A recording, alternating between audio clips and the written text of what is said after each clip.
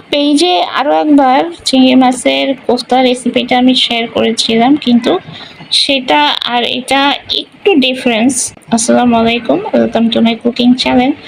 ব্যতিক্রম যেটা সেটা হচ্ছে চিংড়ি মাছের যেই মিশ্রণটা, এখানে চিংড়ি মাছ বাটা আছে, পেঁয়াজ কুচি, মরিচ কুচি, ধনিয়া পাতা কুচি, হলুদের গুঁড়া, পরিমাণ মতো লবণ আর একটু গরম মশলার গুঁড়া একসাথে অ্যাড করে নিয়ে এটাকে হাতে মেখে ফেলতে হবে।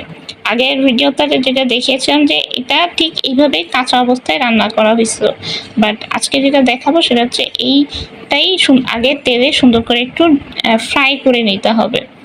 ফ্রাই করে নিয়ে এই যে দেখেন এখানে সুন্দর একটা লালচে কালার চলে আসছে, ঠিক এরকম একটা পর্যায়ে যখন আসবে তখন এটাকে আপনি উঠিয়ে ফেলবেন।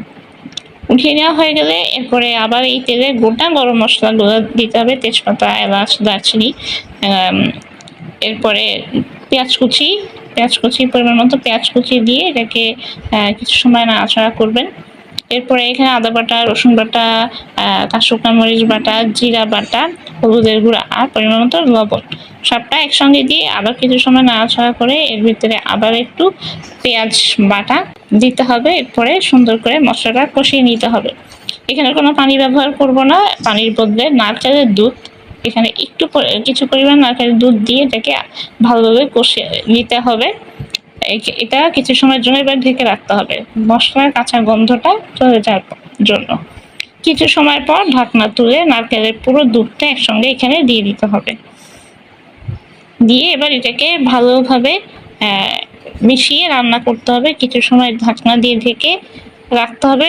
যখনই এই ঝোলটাতে মানে এই গ্রেভিটাতে বলক উঠে আসবে তখন এর ভিতরে আপনি চিংড়ি মাছের ওই বড়াগুলো যেটা তেলে ভাজা হয়েছে এটা এখানে একসাথেই দিয়ে দিতে পারবেন। এটাকে এইভাবে দিয়ে এবার এটাকে ঢাকনা দিয়ে কিছু সময় রান্না করতে হবে। ঢাকনা দিয়ে রান্না করার কারণ হচ্ছে যেন এই গ্রেভির যেই টেস্টটা এটা যেন চিংড়ি মাছের ওই বলগুলোর ভিতরে ঢুকে যায়।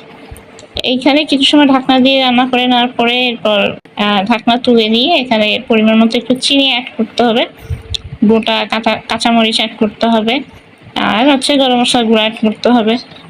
ব্যাস, আর কিছু প্রয়োজন হবে না। এটাকে আবারও ভালোভাবে নেড়ে চেড়ে কিছু সময়ের জন্য ঢাকনা দিয়ে ঢেকে রেখে রান্না করতে হবে।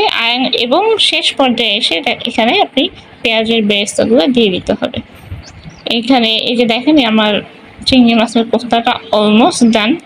যখনই একটু শুকিয়ে ঝোল গ্রেভিটা একটু শুকিয়ে আসবে, এখানে উপরে তেল উঠে আসবে, ঠিক সেই পর্যায়ে এসে আপনি এটাকে পরিবেশন করতে পারবেন। ব্যাস হয়ে গেল, খুবই টেস্টি একটা রেসিপি। তো এই ছিল আমার আজকের চিংড়ি মাছের কোফতার রেসিপি। আশা করি আপনাদের সবাই ভালো লেগেছে। সবাই ভালো থাকবেন। আসসালামু আলাইকুম।